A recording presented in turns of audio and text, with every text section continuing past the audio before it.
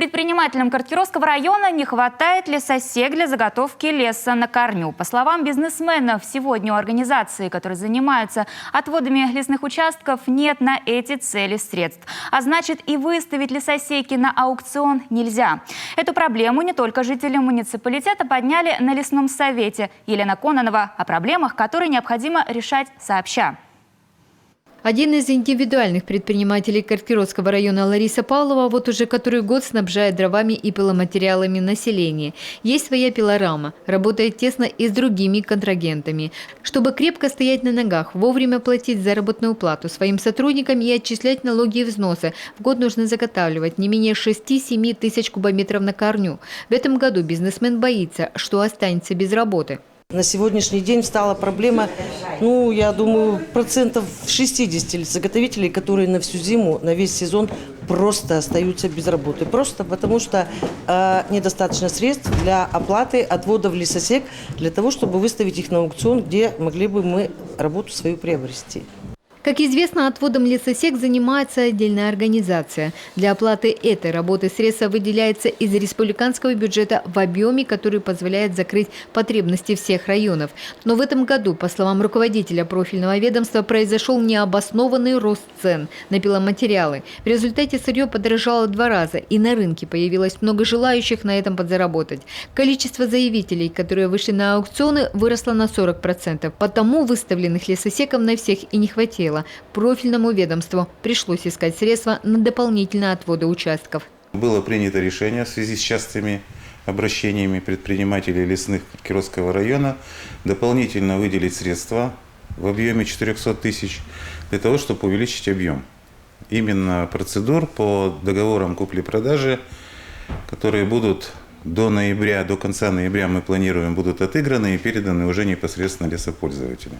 400 тысяч – это еще дополнительно 80 тысяч кубометров леса. Но они будут выставлены только после Нового года. Предприниматели боятся, что к тому времени рабочий сезон уже закончится. Да и самого объема может не хватить. Учитывая, что на аукционы сегодня кроме наших лесозаготовителей заявляются представители и других регионов.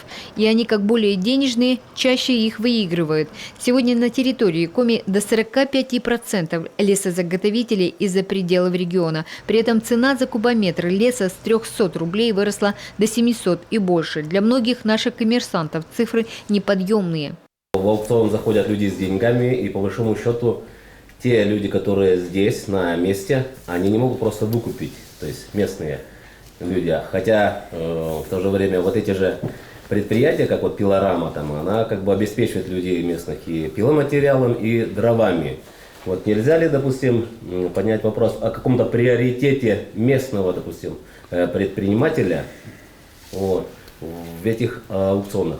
Профильное ведомство уверяет, обращались по этому вопросу в разные инстанции, и в Госдуму в том числе. Однако нынешнее законодательство не позволяет этого сделать, поэтому сегодня приходится искать другие пути решения. Их на совете озвучивает специалисты Минприроды Коми. Все лесничества, все ГУ будут заказывать эти отводы и таксации через торги. То есть не заключать прямые договора, как это происходит в некоторых лесничествах, а выходить на торги. На торгах участников, у нас в республике достаточно для того, чтобы снизить начальную стоимость. Как только мы снижаем начальную стоимость, появляется экономия, которую мы также можем пустить на дополнительные объемы по отводу таксации. Еще один из вариантов – социальное партнерство. По этому пути пошел индивидуальный предприниматель Денис Созинов. Его предприятие занимается и заготовкой дров, и распиловкой. Продукция идет на экспорт. Нам немножко проще в этом плане, потому что мы имеем социальное партнерство с Монди. Они нам выделяют львиный объем лесосеки, остальное мы участвуем в аукционах. По словам предпринимателя, сегодня на рынке леса выигрывает только тот, который занимается глубокой переработкой. И тем, кто занимается заготовкой по старинке, то есть валит лес и продает, сегодня необходимо перестраиваться, иначе в этой жесткой конкурентной борьбе попросту не выстоять. Елена Кононова, Алексей Паршуков, телеканал Юрган, Карткировский район.